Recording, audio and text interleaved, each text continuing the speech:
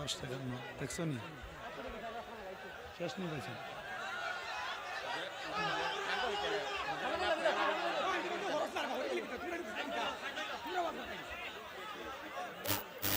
আমার টাকা মোবাইল ওইটা ডাটাটা চালু করো ওইটা যেটা সার্চ ওইটা ডাটা চালু করো ডাটা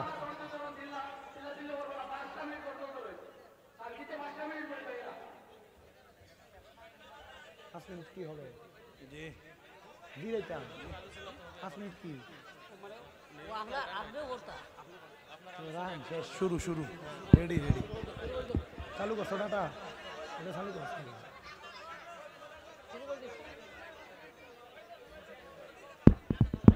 ইকো বন্ধ হ্যাঁ ইকো বন্ধ করো লোটা বাড়াও লো লো লো লো লো লো এ লো এখানে না লো ওই মিক্সারে উপর থেকে 3 নাম্বারটা হইলো লো হ্যালো হ্যালো জি না আরো উঠাও সাউন্ড উঠাও হ্যালো আসসালামু আলাইকুম ওয়া রাহমাতুল্লাহি ওয়া বারাকাতুহু সাউন্ড উঠাও আরো উঠাও হ্যালো হ্যালো হ্যালো الصلاة والسلام عليك يا رسول الله الصلاة والسلام عليك يا حبيب الله الصلاة والسلام عليك يا شفيع المذنبين الصلاة والسلام عليك يا رحمة للعالمين الحمد لوليه والصلاة على نبيه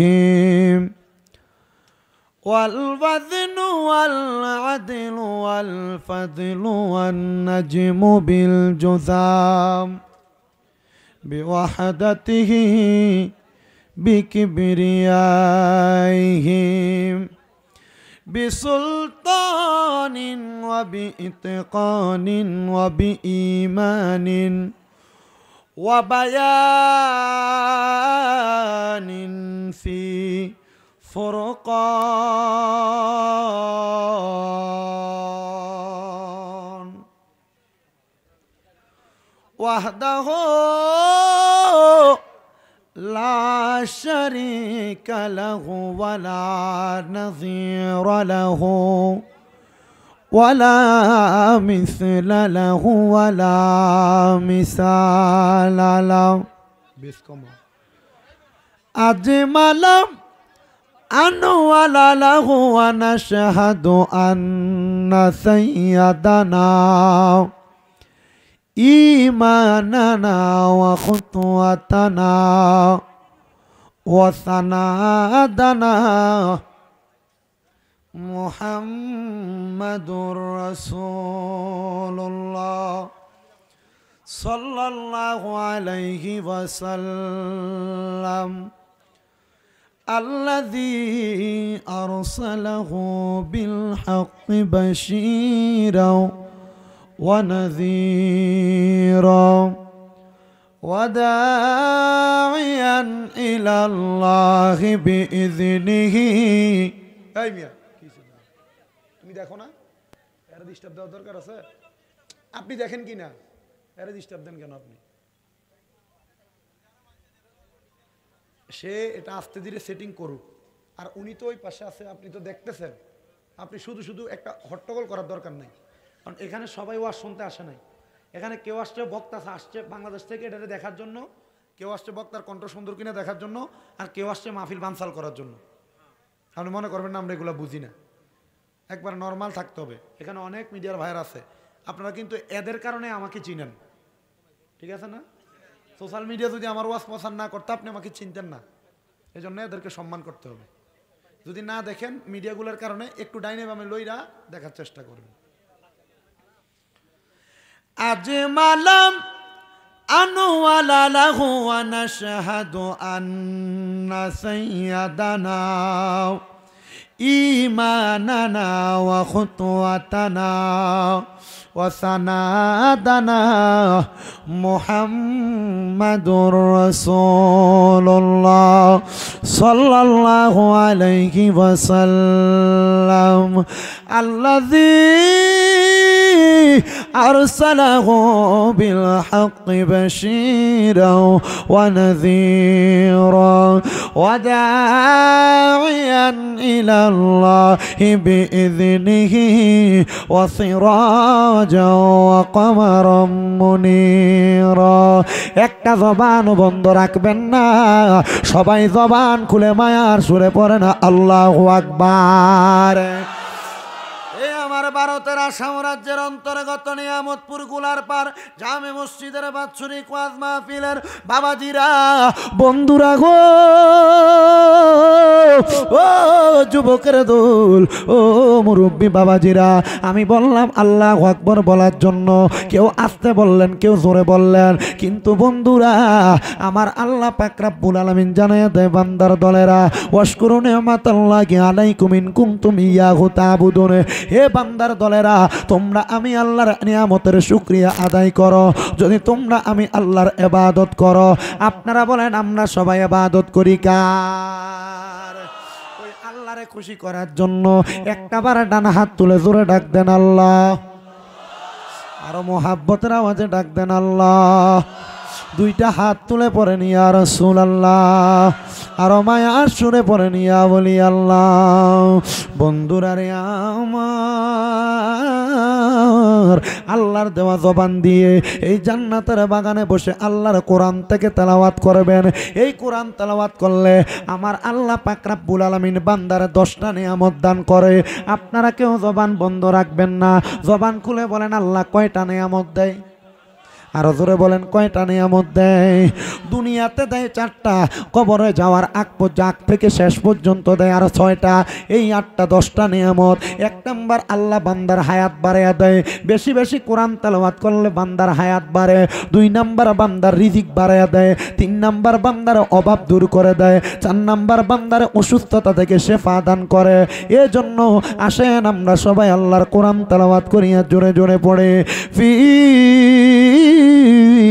শান হাবিবিহি ওয়া মাহবুবিহি ওয়া মা'শুকিহি মুখবিরা ওয়া আমিরা ইন্নাল্লাহা ওয়া মালাইকাতাহু ইউসাল্লুনা আলান নাবিয়্যি ইয়া আইয়ুহাল্লাযীনা আমানু সাল্লু আলাইহি وسلموا تسليما اللهم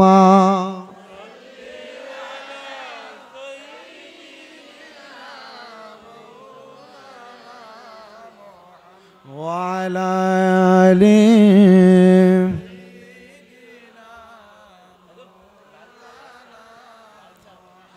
এ আওয়াজ বন্ধ রাখবেন না একটু মুহাব্বতের আওয়াজে নবীদের উপরে দরুদ শরীফ পড়েন আল্লাহুম্মা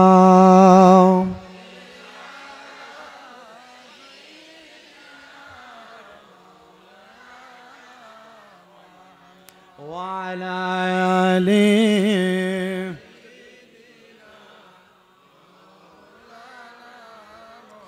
আপনারা বলেন দুরূদ শরীফ আদায় করলে লাভ আছে না নাই আমার নবী রহমাতুল লিল আলামিন নবী আমার বলে উম্মত আমি নবীর প্রতি যেই ব্যক্তি একবার দুরূদ শরীফ পড়বে আল্লাহ পাক রব্বুল আলামিন ওই বান্দাটার জন্য আল্লাহ তাআলার অসংখ্য নিয়ামত অসংখ্য বরকত দান করে দিবে এ মুমিন মুসলমানের দলেরা শুধু অসংখ্য নিয়ামত অসংখ্য বরকত দান করবেন না আমার নবী বলে উম্মতের আমল নামা যখন মিজানের পাল্লার মধ্যে ওজন করা হবে গো ওই ওজন করার সময় উম্মতের নেক আমল হবে কম বেশি হবে বদ আমল ওই বদ আমল গুলার কারণে গুনার কারণে উম্মতে মুহাম্মদি গুলা ময়দানে মাশরে আটকা পড়ে যাবে আমার নবী রহমাতুল লিল আলামিন নবী আমার ডাক দিয়া বলে উম্মত যখন তোমরা হাসরের ময়দানে আটকা পড়ে যাবে ওই কঠিন মুসিবতে আমার আল্লাহ পাক রব্বুল আলামিন আমি নবীকে কাল হাসরের ময়দানে পশ্চিম দিক থেকে আমি নবীকে আগমন করাইব দিবে।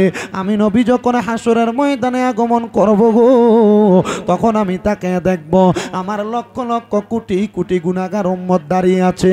আমি এদেরকে দেখে আমি তাকে দেখব, এতিম এতিম এতিম এতিম একটা ভাব লাগে আমার উম্মতদেরকে দেখতে।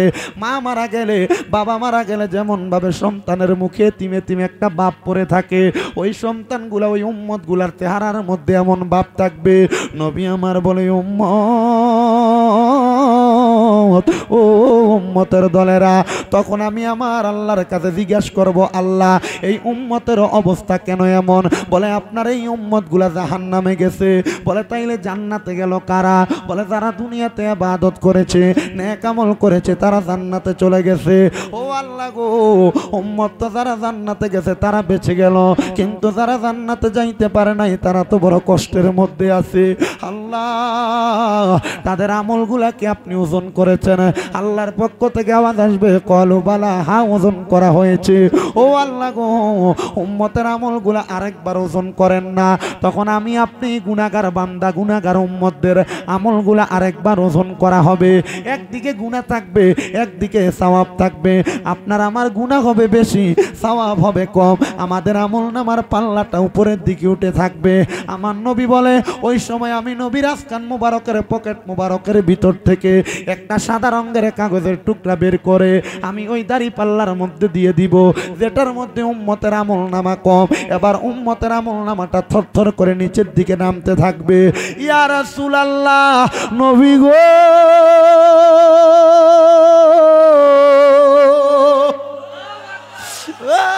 মায়ার নবী গো, একটা কাগজের টুকরা দিয়ে দিবেন। ওই কাগজের টুকরাটার মধ্যে কি লেখা থাকবে? আমার নবী বলে, ওই কাগজের টুকরার মধ্যে একবার লেখা থাকবে, সাল্লাল্লাহু আলাইকা ইয়া রাসূলুল্লাহ। শুধু আমি নবীর প্রতি একবার দুরূদ শরীফ লেখা থাকবে। ও নবী গো,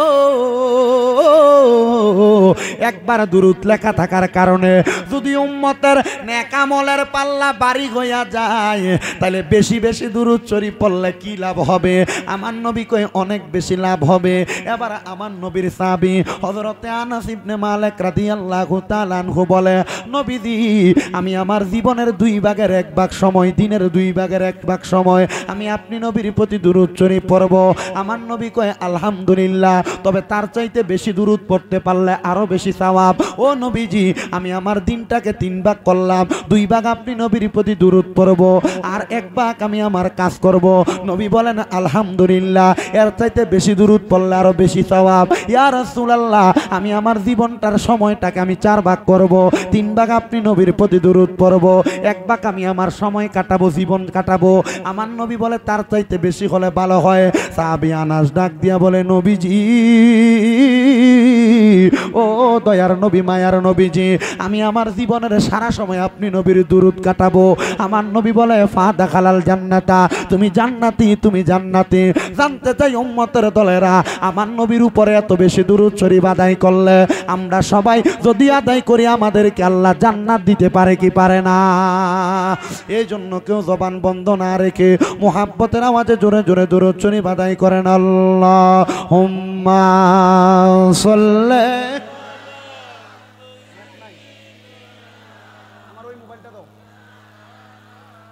মুহাম্মাদ ওয়া আলা,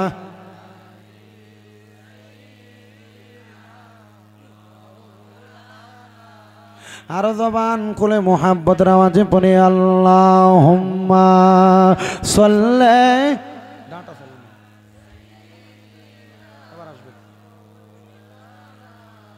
মুহাম্মাদ ওয়া আলা আলি সাইয়্যিদিনা।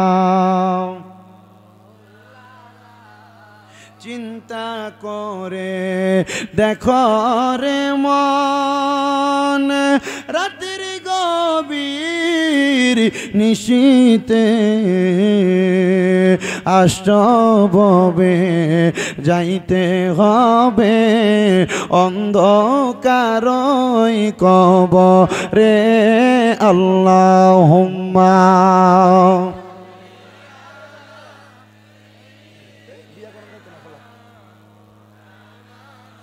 মুহাম্মদ ওয়া আলা আলি।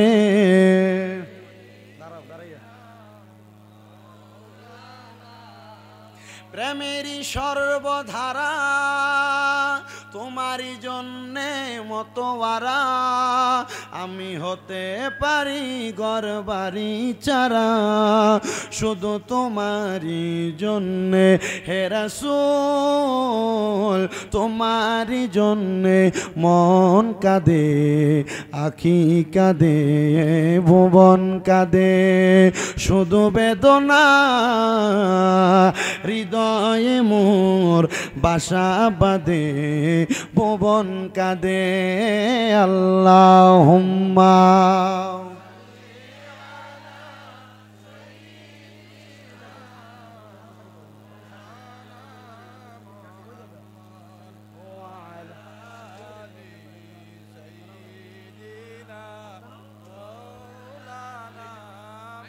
পড়ো দুরূদ নবী মুস্তাফায়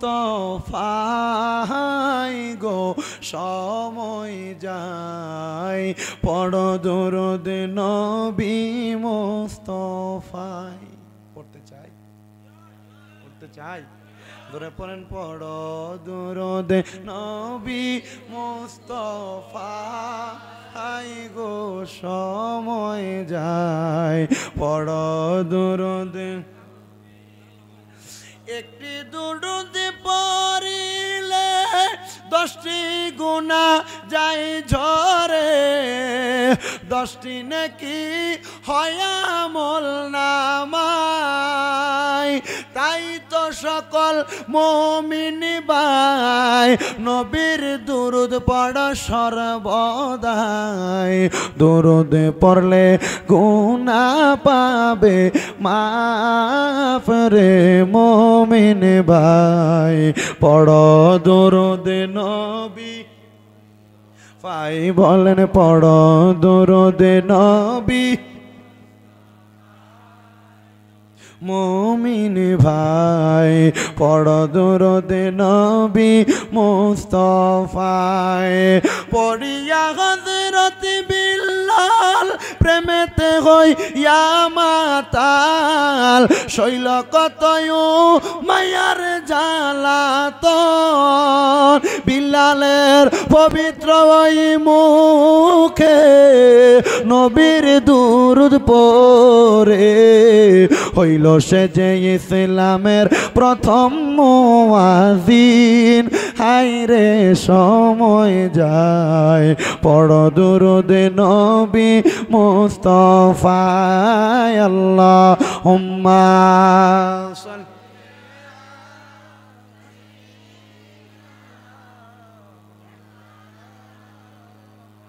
ওয়া আলা আলিহি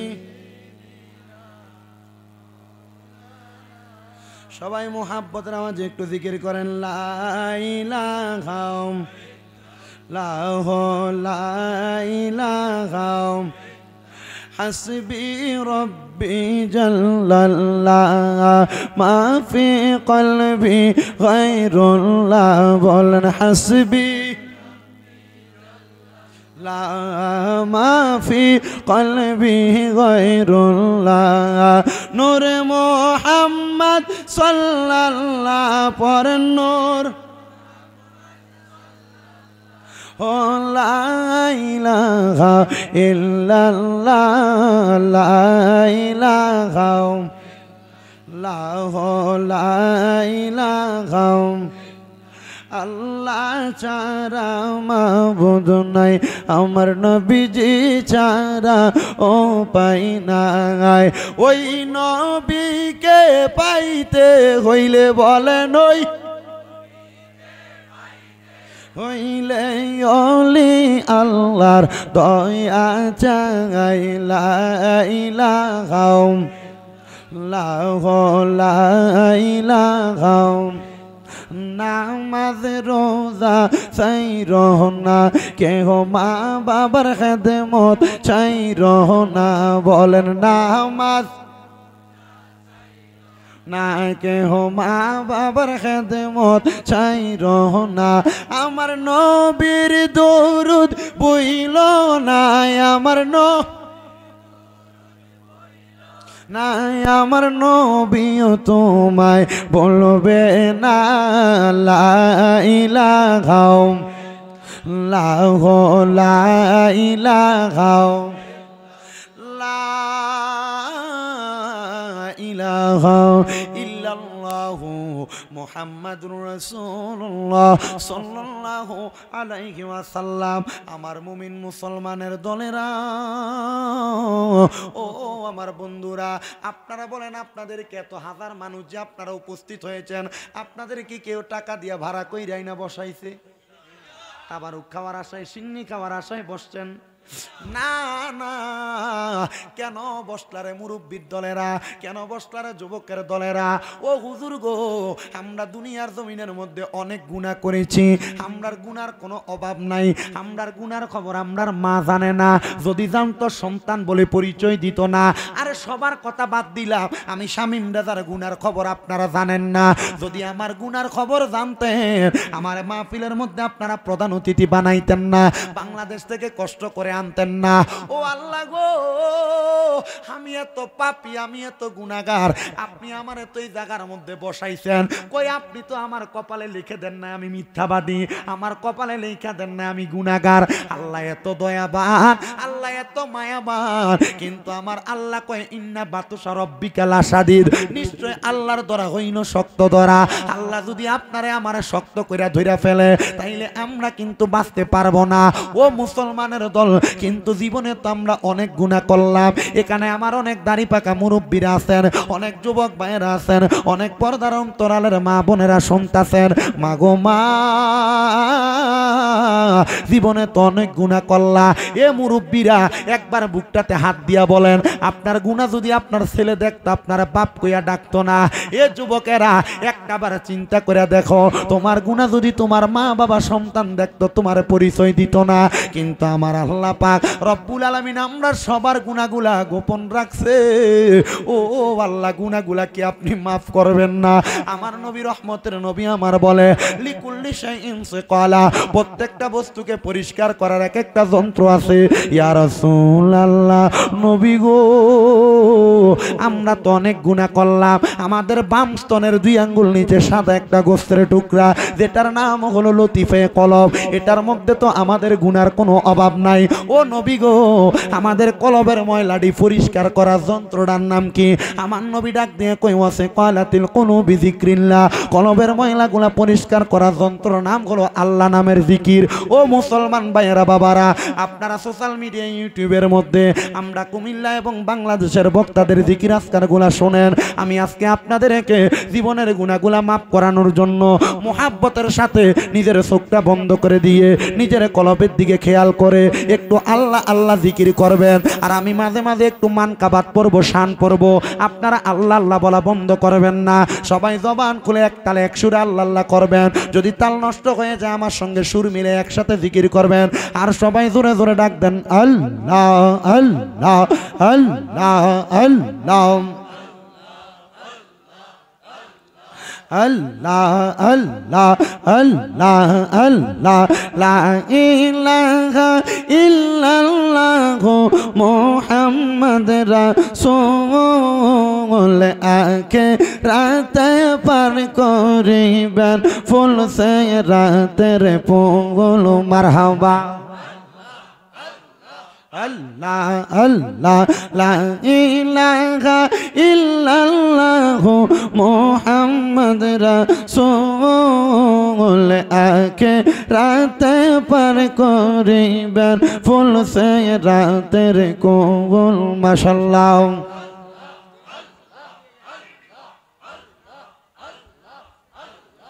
আল্লাহ যেই দিন কাজী হবে নফসি নফসি বলবে সবে মারহাবা,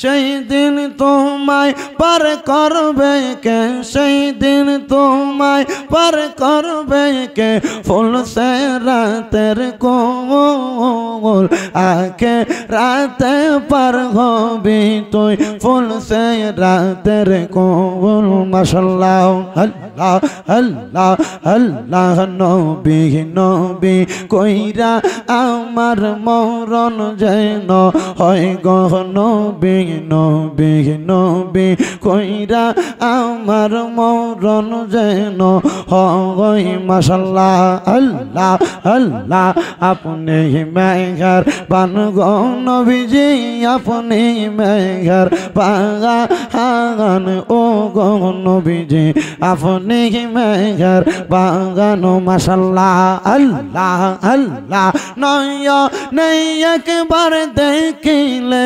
জোরাইতাম পরাণ ও গো নবীজি আপনি মেঘর বাগান মাশাআল্লাহ আল্লাহ আল্লাহ আপনি আল্লাহর প্রিয় গো হাবিব আপনি দয়া বাগান মারহাবা আল্লাহ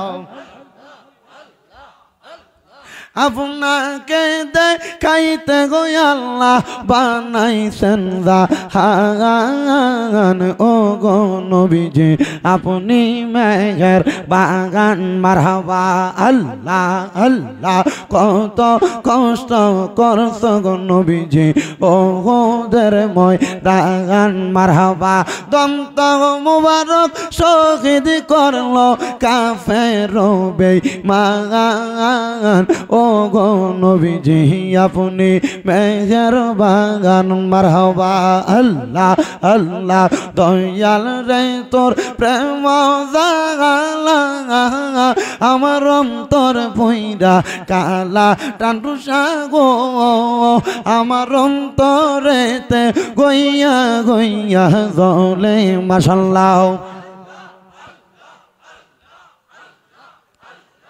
আল্লাহ আল্লাহ আল্লাহ আল্লাহ আল্লাহ আল্লাহ হাসবি রব্বি জাল্লাল্লাহ মা ফি কলবি গায়রুল্লাহ নূর মুহাম্মদ সাল্লাল্লাহ লা ইলাহা ইল্লাল্লাহ আল্লাহ আল্লাহ আল্লাহ আল্লাহ আল্লাহ আল্লাহ লা ইলাহা ইল্লাল্লাহু মুহাম্মাদুর রাসূলুল্লাহ সাল্লাল্লাহু আলাইহি ওয়াসাল্লাম জবান খুলে জোরে পড়েন আলহামদুলিল্লাহ।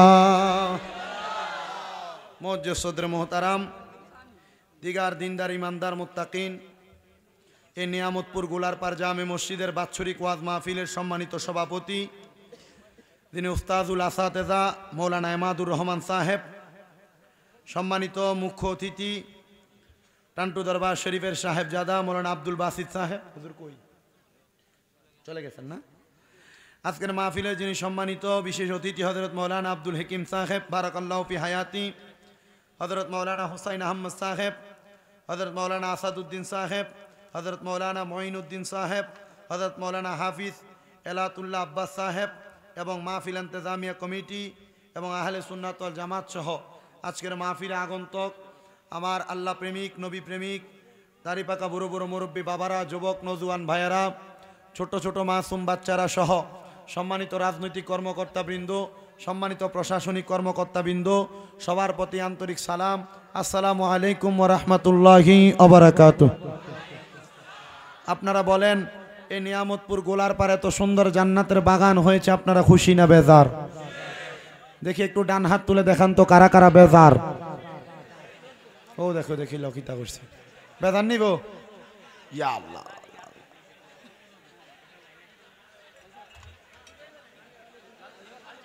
তারারে কইছিলাম সান তো আরো 10 মিনিট আগে, আর সানছে এখন, আর আমারে বিস্কুটও আইনা দিছে, দেখো খাইলে আমার বেডও গিদা।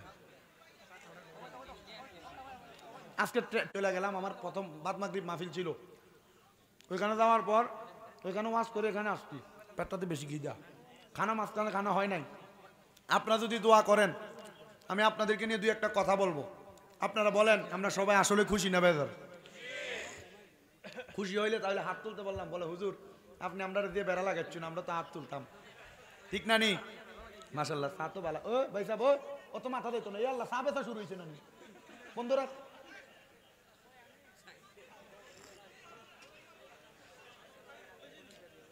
আসলে মূলত আমরা সবাই খুশি না বেজার? এবার যারা যারা খুশি দুই হাত তোলেন সোজা করে। আল্লাহ সবাইকে কবুল করুন, আমিন বলেন। সবাই জোরে পড়েন আলহামদুলিল্লাহ।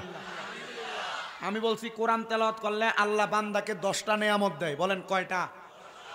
1 নাম্বার হায়াত বাড়ায়া দেয়, 2 নাম্বার রিজিক বাড়ায়া দেয়, 3 নাম্বার অভাব দূর করে দেয়, 4 নাম্বার কঠিন বিমার থাকলে শেফা দান করে। সুবহানাল্লাহ। গভীর মনোযোগ দিবেন। আল্লাহর বান্দাকে আল্লাহ কোরআন তেলাওয়াত করলে 10টা নিয়ামতের মধ্যে 4টা নিয়ামতের কথা আমি আপনাদেরকে বললাম, কিন্তু 5 নাম্বার নিয়ামত হলো আল্লাহর কোনো বান্দা যদি বেশি বেশি আল্লাহর কোরআন তেলাওয়াত করে, আমার আল্লাহ ওই বান্দাকে ঈমানের সাথে মৃত্যুবরণ দান করে। এবার আপনারা বলেন আমরা সবাই ঈমান নিয়ে মরতে চাই কি চাই না?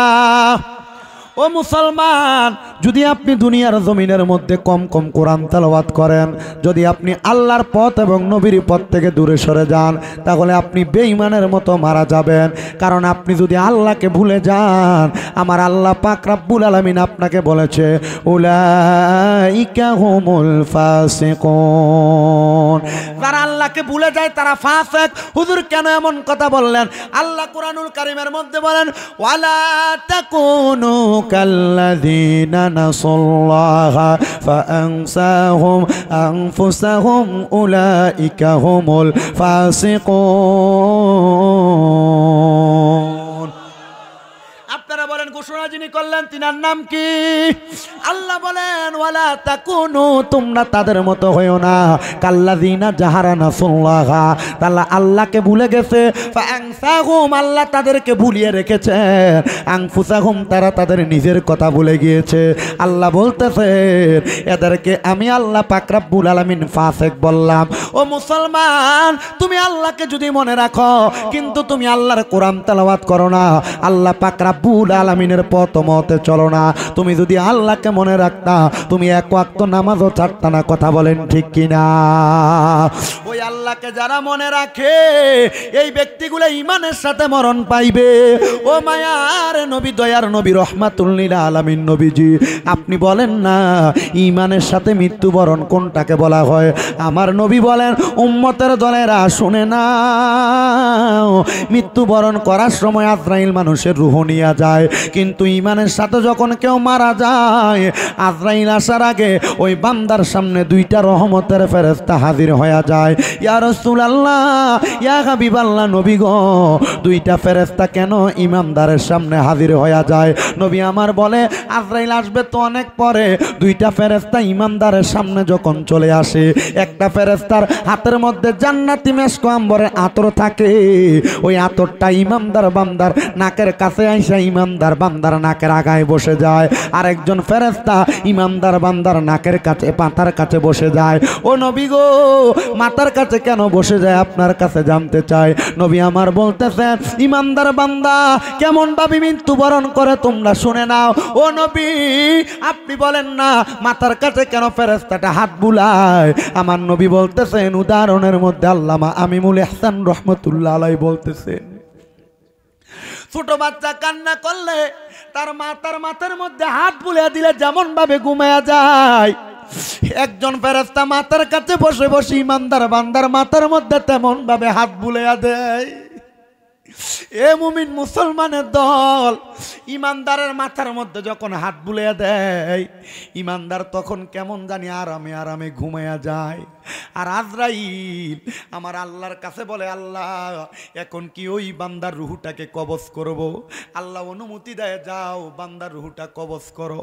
আজরাইল সর্বপ্রথম বান্দাদের বুকের মধ্যে এসে হাতটা দেয়, কিন্তু এই বুকের মধ্য থেকে আওয়াজ আসে আজরাইল আজরাইল এই বুকের মধ্য দিয়া তো রুহু কবজ করতে পারবা না। কেন রে, কেন বুকের মধ্য দিয়া রুহু কবজ করতে পারবো না? কারণ এই বুকের মধ্যে আল্লাহর ভালোবাসা আছে, এ বুকের মধ্যে নবীর ভালোবাসা আছে, এ বুকের মধ্যে কোরআন হাদিসের ভালোবাসা আছে, এ বুকের মধ্য দিয়া রুহু নিতে পারবা না। আজরাইল তখন আমার আল্লাহর কাছে ফিরে যায় আর ডাক দিয়া বলে, আল্লাহ বান্দার বুকের মধ্যে হাত দিলাম রুহু নেওয়ার জন্য, বান্দার রুহু তো আসে না। আল্লাহ বলবে, বান্দার পুরা শরীরের সবচাইতে মূল অংশ হলো বিওয়াজহিকা, তার চেহারা। দাও তার চেহারার মধ্যে হাত দাও, চেহারার মধ্য দিয়া বান্দার রুহুটা কবজ করো। আজরাইল আইসা ইমানদার বান্দার চেহারার মধ্যে হাত দিবে আর ইমানদার বান্দার কপালের মধ্য থেকে আওয়াজ আসবে, এ আজরাইল কোন জায়গায় হাত দিলা, কোন জায়গায় হাত দিলা? এই কপাল দিয়া বান্দা 5 ওয়াক্ত নামাজের সেজদা দিয়েছে, এই কপাল দিয়া বান্দার তুমি রুহু কবজ করতে পারবা না।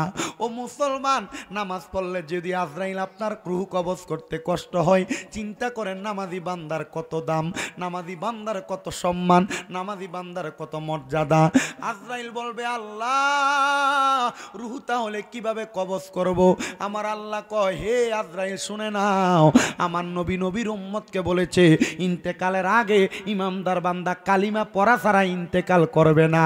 বান্দা তো ঘুমায়, বান্দা কিছুক্ষণ পর ঘুম থেকে সজাগ হবে আর বান্দা কালিমা পড়বে, তখন তুমি তার রুহুটা কবজ করবা।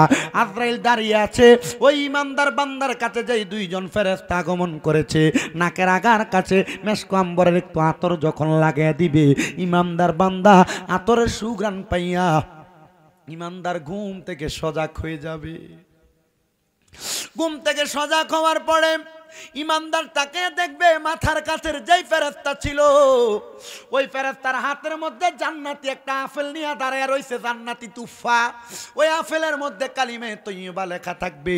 ইমানদার বান্দা চক্ষুটা খোলার সাথে সাথে পড়বে, লা ইলাহা ইল্লাল্লাহু মুহাম্মাদুর রাসূলুল্লাহ সাল্লাল্লাহু আলাইহি ওয়াসাল্লাম। জবান খুলে পড়েন আল্লাহু আকবার। আল্লাহ বলবে, আজরাইল ইমানদারের মুখ দ্বারা কালিমা পড়ার সময় একটা বাতাস বের হয়েছে, এই মুহূর্তে বাতাসের মাধ্যমে ইমানদারের রুহুটা তুমি কবজ করো। আজরাইল আপনি আমি যদি ইমানদার হই, আপনার আমার রুহুটা আজরাইলের হাতের মধ্যে নিবে। এই এলাকার মধ্যে আপনারা বাইং মাছ বলেন তো, যেটা হাতের মধ্যে থাকে না, পিছলে পড়ে যায়। আজরাইল হাতের মধ্যে ইমানদারের রুহুটা নেওয়ার পরে আজরাইলের হাতের মধ্যে তেমনভাবে রুহুটা থাকবে না। আজরাইল বলবে, আল্লাহ ইমানদারের রুহু তো আমার হাতের মধ্যে থাকে না, আমি কি করব? আল্লাহ বলবে, এ ফেরেশতা আজরাইল জান্নাতের মধ্যে যাও, জান্নাতের মধ্য থেকে স্বর্ণের একটা পেয়ালা নাও, একটা রূপার পেয়ালা নাও, দেখো কোনটার মধ্যে ইমানদারের রুহুটা থাকে। এবার ইমানদারের রুহু স্বর্ণের পেয়ালায় রাখার পরে দেখবে স্বর্ণের পেয়ালার মধ্যে থাকে না, রূপার পেয়ালার মধ্যে রাখার পরে দেখবে রূপার পেয়ালায় থাকে না। আজরাইল বলবে, আল্লাহ ইমানদারের রুহু তো কোনো জায়গায় থাকে না, আল্লাহ রুহুটা কি করব?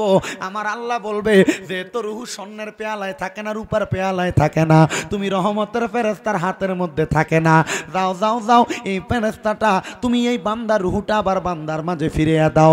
এবার আপনারা বলেন, আমার রুহু নেওয়ার পরে আবার যদি রুহু ফিরিয়ে দেয়, আমি কি জিন্দা না মরা? জিন্দা। রুহু নেওয়ার পরে, রুহু ফিরিয়ে দেওয়ার পরে জিন্দা না মরা? ও মুসলমান, আল্লাহ কুরআনুল কারীমের মধ্যে বলেন, ওয়ালা তাকুলু লিমান ইউকতালু ফি সাবিলিল্লাহি আমওয়াত বাল আহইয়াউ ওয়ালাকিন লা তাশউরুন।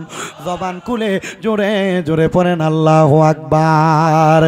ইমানদার বান্দা যারা আল্লাহর পথে শহীদ হয়ে গেছে, আল্লাহর ইবাদত করতে করতে মারা গেছে, তাদেরকে মৃত বলতে আল্লাহ নিষেধ করেছেন। আল্লাহ তারা কি? আমার আল্লাহ বলতেছেন বালাহিয়াগুন, তারা জিন্দা, অথচ অনেকে তাদেরকে মরা বলে। আল্লাহ বলে, যারা মরা বলে ওয়ালাকিন লা তাশউরুন, এরা নির্বুধ, এরা বোকা, এরা বোঝে না, বিদায় তাদেরকে মরা বলে। এই জন্য মুমিন মুসলমানের দলেরা, চান্টুর সাহেব কেবলা, উজানডিঘির সাহেব কেবলা, ফুলতলির সাহেব কেবলা আমাদের থেকে বিদায় হয়ে গেছে। কিন্তু এরা বিদায় হয় নাই, এরা জাহিরিভাবে আমাদের সামনে নাই, কিন্তু বাতিনিভাবে এরা আমাদের আশেপাশে ঘোরাফেরা করে। কথা বলেন ঠিক কিনা? মুমিন মুসলমানের দলেরা, নবীর উম্মতের দলেরা, এবার ইমানদার বান্দার রুটা ফিরিয়ে দেওয়ার জন্য ফেরেশতা যখন তার বাড়িতে আসবে, দেখবে বান্দার বাড়ির মধ্যে তার দেহ নাই, কারণ বান্দাকে দাফন করা হয়েছে, বান্দার দেহটা ওই মাটির ঘরের মধ্যে দেওয়া হয়েছে। কিন্তু আমার নবী বলে এই ইমানি মরণটা পাওয়া সবার ভাগ্যে নাই, যারা ইবাদত করে তারাই ইমানের মরণ পায়। নবী গো ইবাদত কোনটাকে বলে আপনি বলেন না? বলে ইবাদত ওইটাকে বলে, ওই ইবাদতের নাম হলো দুনিয়ার জমিনের মধ্যে থাকা অবস্থায় নামাজ আদায় করা, রোজা রাখা, হজ করা, যাকাত দেওয়া। শুধু তাই নয়, ইল্লাল্লাযীনা আমানু ওয়া আমিলুস সলিহাতি ওয়া তাওয়াসাউ বিল হাক্কি ওয়া তাওয়াসাউ বিস সবর। আমার আল্লাহ পাক রব্বুল আলামিন বান্দাদেরকে নিয়ামতের কথা বলেছে। 1 নাম্বার যারা ইমানদার, 2 নাম্বার যারা নেক আমল করে, 3 নাম্বার যারা হকের পথে আছে, আর 4 নাম্বার যারা ধৈর্য ধারণ করে, তারা ইমানদার হইয়া মারা যাবে। জোরে বলেন সুবহানাল্লাহ। কি হইয়া মারা যাবে? ইমানদার হইয়া। এবার ইমানদার বান্দা 5 নাম্বার পুরস্কার পাইল, ইমানের সাথে মরণ। নবী আমার বলে ইমানদার বান্দা ইন্তেকাল করার পরে ইমানদার বান্দাকে যখন কবরে রাখা হবে, দুনিয়ার মানুষ দেখবে 3.5 হাত মাটির ঘরের মধ্যে ইমানদার বান্দাকে রাখা হচ্ছে। আর আমার আল্লাহ পাক রহমতের 3 জন ফেরেশতা দিয়া ইমানদারের কবরের মধ্যে জান্নাতের বিছানা বিছিয়ে দেয়। জোরে বলেন সুবহানাল্লাহ। ও হুজুর, আমরা তো এই বিছানাগুলা দেখি না। আরে দেখবা কেমনে? তোমার চোখ দ্বারা তুমি কত নর্তকী বানা দেখো, তোমার চোখ দ্বারা তুমি কত মহিলার দিকে তাকাও, তোমার চোখ দ্বারা তুমি কত গুনার কাজ করো, এজন্য জান্নাতের বিছানা তুমি দেখো না। আর যদি তোমার চোখ দ্বারা কোনো গুনাহ না হইতো, আল্লাহর কসম চোখ বন্ধ করলে মক্কা দেখতা, আল্লাহর কসম চোখ বন্ধ করলে মদিনা দেখতা, আল্লাহর কসম চোখ বন্ধ করলে আমার মদিনার নবীর রওজা মুবারক দেখতা। কথা বলেন ঠিক কিনা? ইমানদার বান্দার মরণের পরে ওই কবরের মধ্যে জান্নাতে বিছানা দেওয়া হয়। আমার নবী বলতে এবার 7 নাম্বার পুরস্কার হইল ইমানদার বান্দাকে কবরে রাখার পর যখন মানুষ মিনহা খলাকনাকুম ওয়া ফিহা নুইদুকুম ওয়া মিনহা নুখরিজুকুম তারাতান উখরা বলে বান্দার কবরে মাটি দেওয়া হয়। ওই কবরে কোনো লাইট নাই, ওই কবরে কোনো আলো নাই, বাতাস নাই, কিন্তু বান্দার কবরের মধ্যে সুন্দর একটা নূরের আলো জ্বালিয়ে দেওয়া হয়। মুনকার নকির ফেরেশতা আইসা কবরের মধ্যে দেখতে পায় ইমানদার বান্দার কবরটা বড় সুন্দর দেখা যায়। ইমানদার বান্দার কবর দেখে মুনকার নকির ফেরেশতা আল্লাহর কাছে জিজ্ঞাসিত করে, আল্লাহ ইমানদারের কবরটা কেন এত আলোকিত দেখা যায়? বলে ইমানদার বান্দা দুনিয়াতে 5 ওয়াক্ত নামাজ পড়েছে আর ওযু করেছে, ওই ওযুর পানি দ্বারা ইমানদারের চেহারার মধ্যে যতগুলা গুনাহ ছিল সব ঝরে ঝরে পড়ে গেছে। আর ওই ওযুর পানির নূর দ্বারা ইমানদার বান্দার কবর আলোকিত হয়ে গেছে। জোরে জোরে বলেন সুবহানাল্লাহ। এবার জানতে চাই ও মুসলমানের দলেরা, ওযু করে সব সময় থাকার দরকার আছে না নাই? অটো চালান, ব্যবসা করেন, দোকানদারি করেন, দুনিয়ার কর্মকাণ্ড করেন, যা কিছু করেন না কেন সর্বাবস্থায় ওযু রাখলে আল্লাহর নবী বলতেছে এই ওযু অবস্থায় মারা গেলে তার মরণ হয় শহীদের মরণ। শহীদরা জান্নাতি জান্নাতি জান্নাতি। এবার আপনারা বলেন আমরা সবাই শহীদের মরণ চাই কি চাই না? যেই মরণে জান্নাতি হওয়া যায় ওই মরণ আমরা চাই কি চাই না? নবী 7 নাম্বার পুরস্কার পাইলাম। 8 নাম্বার পুরস্কার কোনটা? আমার নবী বলে ওই কবরের মধ্যে লা সাওয়াল ওয়ালা জবাব, কোন সওয়ালের জবাব ইমানদার বান্দা দেওয়া লাগে না। বলে কেন? কারণ ইমানদার বান্দার চেহারার মধ্যে ইমানি সুরাত দেখা যায়, বান্দাকে ফেরেশতা প্রশ্ন করে না, কারণ বান্দার চেহারা দেখলেই বোঝা যায় বান্দা ইমানদার। সুবহানাল্লাহ নাই? বান্দার চেহারা দেখলে বোঝা যায় বান্দা কি ইমানদার। বলে হুজুর কিভাবে? নবীজির হাদিস, মুসনাদে আহমদের মধ্যে হাদিস বর্ণনা, কিতাবুস সালাতের ভিতরে লিখতেছে যে শোনো দুনিয়ার মুসলমানের দলেরা, 1 নাম্বার কেউ যদি ফজরের নামাজ পড়ে তার চেহারা নূর বাড়ে, চেহারা সুন্দর হয়। 2 নাম্বার জোহরের নামাজ যদি কেউ পড়ে আল্লাহ তার রিজিক বাড়ায় দেয়, কামাই বাড়ায় দেয়। 3 নাম্বার কেউ যদি আসরের নামাজ পড়ে আল্লাহ তার শরীরের শক্তি বাড়ায় দেয়। এলাকায় দেখবেন অনেক যুবক ফলাফাইন এটি নামাজ পড়ে না দেখা, এগুলা বয়স যখন 30 বছর হয়, 30 বছর হওয়ার পর এটার বুড়া বঞ্চের মতো লাগে, মনে হয় বুড়া মানুষ হাঁটে, ঠিক কিনা? আর অনেক মুরব্বী বুড়া বুড়া দেখা যায়, এগুলা জোহরের নামাজ, আসরের নামাজ, মাগরিব, এশা সব পড়ে, বুড়া মানুষ, কিন্তু সকালবেলা একবারে শীতের মধ্যে ঘাস কাটতে বাইরে হয়ে যায়। কি কথা বলে না কেন? আছে না নাই? এই জন্য জোহরের নামাজ পড়লে রিজিক বাড়ে, আসরের নামাজ পড়লে কি হয়, শরীরে শক্তি বাড়ে। মাগরিবের নামাজ পড়লে যদি কেউ মাগরিবের নামাজ পড়ে, তার সন্তান জন্মগ্রহণ করার পর এই সন্তান তার কাজে লাগে। কেউ যদি মাগরিবের নামাজ না পড়ে, তাহলে ওই ব্যক্তির সন্তান তার কোনো কাজে কর্মে লাগে না। আর কেউ যদি এশারের নামাজ পড়ে, আল্লাহ তার ঘুমের মধ্যে বরকত দেয়, শান্তিতে ঘুমাইতে পারে। আর দেখবেন অনেকে এশারের নামাজ তো পড়ে না, রাত 2টা-3টার দিকে যায় ঘুমাইতে, কিন্তু ঘুমাইতে গেলে ঘুম আসে না, শুয়ে শুয়ে মোবাইল টিপে, মোবাইল টিপতে টিপতে ফজরের আজান দিলে মোবাইলটা রাইখা সাঁজে ঢুকাইয়া এরপরে যায় ঘুমাইতে। দিনের 10টা, 11টা, 12টা। কথা বলেন ঠিক কি না? এমন অবস্থা আছে না নাই? এই মাদ্রাসার ফলাফান আমার বাইরে শুধু বলতেছে, আর যুবক যারা আছে মোটামুটি আপনারা মনে হয় বলা মনে আপনাদের প্রতি জায়েজ হইছে না, একটু জোরে বলেন এমন অবস্থা বর্তমান সমাজে আছে না নাই? 5 ওয়াক্ত নামাজ প্রত্যেকের ঘরে ঘরে আদায় করার দরকার আছে না নাই? মুসলমান হিসেবে এগুলা কায়েম করার দরকার আছে না নাই? তাহলে ইমানদার সওয়ালের জবাব দেওয়া লাগবে না? ইয়া রাসূলুল্লাহ, 9 নাম্বার ইমানদারের পুরস্কার কি? কোরআন তেলাওয়াতকারীর পুরস্কার কি? আমার নবী রাহমাতুল লিল আলামিন নবী বলেন 9 নাম্বার পুরস্কার হইল অন্ধকার কবরে যাওয়ার পর ফুলসেরাত নামক একটা পুল থাকবে। ফুলসেরাত যেটা হীরার চাইতে ধারালো, চুলের চাইতে চিকন, এটা কেউ পাড়ি দিতে পারবে না ইমানদার ছাড়া। যদি বান্দাটা 7টা পাক্কা ইমানদার বান্দা হয়, ওই বান্দা বিসমিল্লাহির রহমানির রহিম বলে ওই পুলের মধ্যে পা রাখবে, আর আলহামদুলিল্লাহ বলে বাম পা রাখবে। বান্দা চক্ষু খুলে দেখবে বান্দার চোখের পলকে ফুলসেরাত পার হয়ে গেছে। 10 নাম্বার পুরস্কার, বান্দা যখন ওই কবরে যাবে, বান্দা ফুলসেরাত পার হওয়ার পরে বলা হবে ফাদাখালাল জান্নাতা, বান্দা জান্নাতের মধ্যে প্রবেশ করো।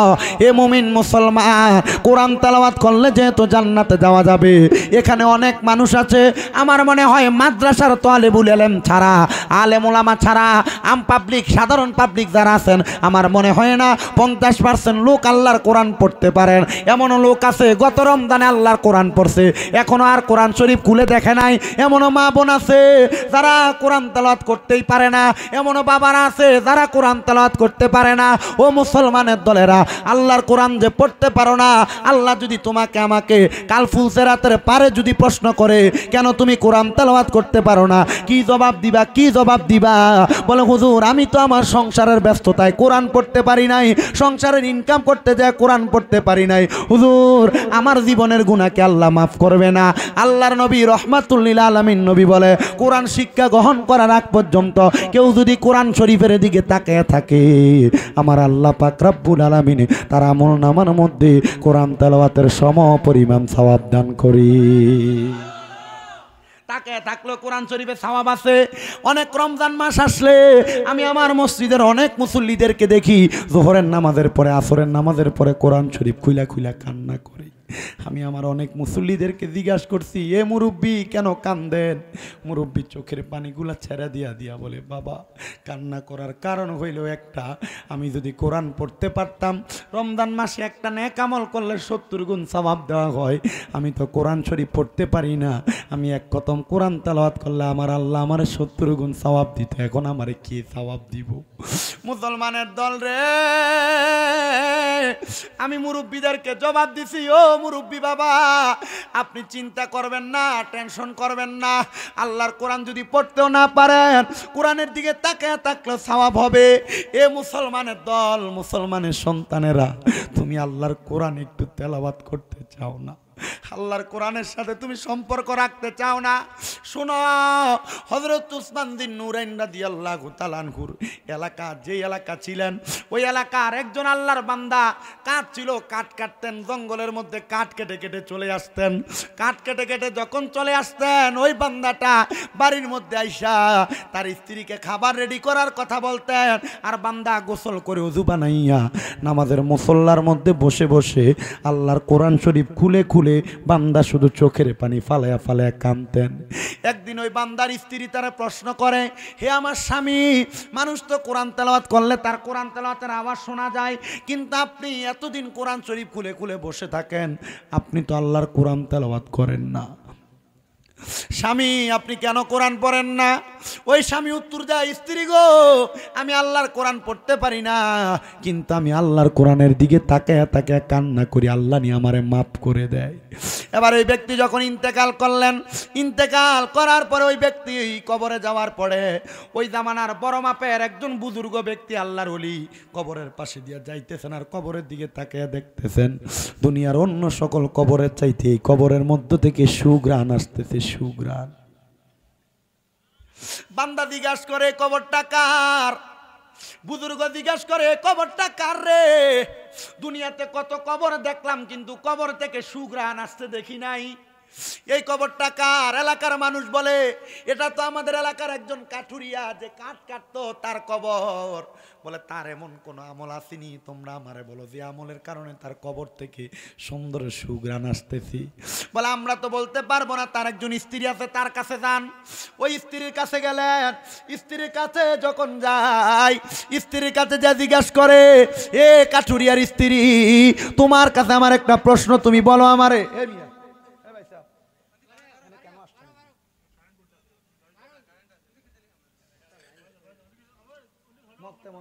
জানাজা দিলাম উঠাইতে না সব বিভিন্ন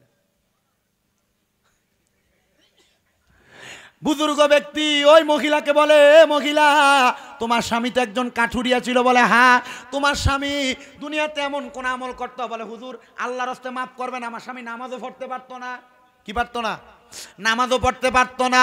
তবে তুমি বলো তোমার স্বামীর এমন কোন আমল আছে কিনা যে আমলের কারণে তোমার স্বামীকে আল্লাহ কবরের আযাব মাফ করে দিতে পারে। মহিলা উত্তর প্রদান করে, হুজুর আমার স্বামী কোরআনও পড়তে পারতো না, তবে যখনই জঙ্গল থেকে কাঠ কেটে বাড়িতে আসতেন আমার স্বামী এই কোরআন শরীফটা খুলে খুলে চোখের পানি ফালাইয়া ফালাইয়া কাঁদতেন। আল্লাহর ওলি বাড়িতে চলে গেছেন, 2 রাকাত নামাজ পড়লেন, ওই নামাজের নাম হলো সালাতুল হাজতের নামাজ। বলেন সালাতুল হাজতের নামাজ। সালাতুল হাজতের নামাজ পড়ে আল্লাহর কাছে দোয়া করে, আল্লাহ ওই বান্দার কবর থেকে এত সুন্দর সুঘ্রাণ আসে, বান্দা তো নামাজও পড়তে পারতো না, কোরআনও পড়তে পারতো না। আল্লাহর পক্ষ থেকে আওয়াজ আসে, ও বুজুর্গ এই বান্দা আল্লাহর কোরআনের দিকে তাকায় তাকায় চোখের পানি ফালাইয়া ফালাইয়া কান্না করার কারণে আমার আল্লাহ বান্দার কবর থেকে জান্নাতের সুঘ্রাণ দিয়া দিতে। যদি কোরআন না পড়াও কোরআন শরীফের দিকে তাকায় থাকার কারণে, এ মুরব্বীরা মনোযোগ দাও, যুবকেরা মনোযোগ দাও, আল্লাহর কোরআনের দিকে তাকায় থাকার কারণে ইন্তেকাল করার পরে ওই কবর থেকে সুঘ্রাণ আসতে পারে। আমি জানতে চাই আমরা বেশি বেশি কোরআন তেলাওয়াত করলে, আমাদের সন্তানদেরকে তালিবুল ইলম মাদ্রাসায় পড়াইলে আল্লাহ ওই সন্তানের উসিলায় আমাদের জীবনের গুনাহ মাফ করতে পারে কি পারে না? ওই বুজুর্গ একদিন মারা গেছেন। বুজুর্গ মারা যাওয়ার পরে আল্লাহর ওলি মারা গেলে অনেকে বলে না আল্লাহ তুমি আমার এই রোগটাকে ভালো করলে আমি ওই আল্লাহর ওলির দরবারে একটু দোয়া করব, বলে না? এমন বলে না? ওই বুজুর্গ মারা যাওয়ার পরে ওই কাঠুরিয়ার সন্তান কোরআনে হাফেজ হয়েছে। কি হয়েছে? কোরআনে হাফেজ। আপনারা বলেন হাফেজে কোরআনের দাম আছে না নাই? হাদিস শরীফ আছে একজন হাফেজে কোরআন 10 জন ব্যক্তিকে জান্নাতে নিবে। সুবহানাল্লাহ বলেন। একজন কোরআনে হাফেজ কয়জনকে? এখানে হাফেজ সাহেব আছেন, কে কে হাত তোলেন? হাফেজ সাহেবরা মাশাআল্লাহ তোলেন না, হাত তোলা। হাফেজ সাহেব কোরআনে হাফেজ, হাত নামান। মাশাআল্লাহ অনেকে আছে। আল্লাহ রাব্বুল আলামিন একজন কোরআনে হাফেজকে সুপারিশ করার অনুমতি দিবে, এদের বংশের নিকট আত্মীয়ের 10 জন ব্যক্তিকে তারা জান্নাতে নিয়ে যাবে। এ আমার এই নিয়ামতপুরের বাবারা কোরআনে হাফেজদেরকে দেখলে সম্মান করবা, মাঝে মাঝে কিছু হাদিয়া দিবা, এদের পড়ালেখার খরচ চালাইবা, মাঝে মাঝে পাঞ্জাবি বানাইয়া দিবা, মাঝে মাঝে তাদেরকে ভালো ভালো খাওয়াইবা। না জানি ওই 10 জনের কাতারে কোরআনে হাফেজ তোমারে নিয়ে যায়, কিন্তু অন্যান্য হাদিসের মধ্যে বলা আছে একজন কোরআনে হাফেজ একজন আলেমে দ্বীন দুনিয়ার জমিনের মধ্য থেকে ইন্তেকাল করার পরে 70 জন ব্যক্তিকে সুপারিশ করবে। ওই 70 জনের কাতারে পড়তে চাইলে একবার খাওয়াইয়া দেখো, যদি তুমি কবরে যাওয়ার পরে নাজাত না পাও আল্লাহর কাছে বলবা আল্লাহ আপনি না বলছেন কোরআনে হাফেজকে খাওয়াইলে মুক্তি পাওয়া যায়, কোরআনে হাফেজের সাথে মোহাব্বত রাখলে মুক্তি পাওয়া যায়। আপনি বলেন ও আল্লাহ আমি তো একজন কোরআনে হাফেজের একদিন 100 টাকা হাদিয়া দিছিলাম, আল্লাহ আপনি বলেন না ওই কোরআনে হাফেজটা কোথায় একবার তার কাছে আমি চাইয়া দেখেছি আমারে বাঁচাইনি। ওই সময় কোরআনে হাফেজ আপনাকে নিতে বাধ্য থাকবে। এজন্য আপনারা বলেন হুফাজে কোরআনদেরকে সম্মান করার দরকার আছে না নাই? যারা কোরআন পড়তে পারে তাদেরকে আলেম ওলামাকে সম্মান করার দরকার আছে না নাই? ওই কাঠুরিয়ার ছেলে যখন হাফেজ হইল, ওই কাঠুরিয়ার ছেলের পেটের মধ্যে বড় বেদনা।